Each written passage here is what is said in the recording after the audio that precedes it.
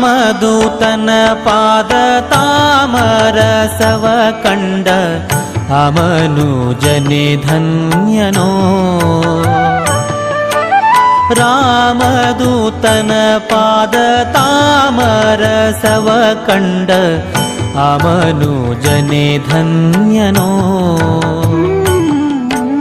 ಶ್ರೀ ಮನೋಹರ ನಂಗ್ರಿ ಭಜಕ ಸೋಮ ಕುಮುದಕ್ಕೆ ಸೋಮನೆನಿಸುವ ಭೂಮಿಯೋಳ್ಯದು ಗಿರಿಯ ಸೀಮೆಯ ಕಾಮವರದೊಳು ಪ್ರೇಮದಿಂದಿಹ ರಾಮದೂತನ ಪಾದ ತಾಮರಸವ ಕಂಡ ಅಮನುಜನೆ ಧನ್ಯನೋ.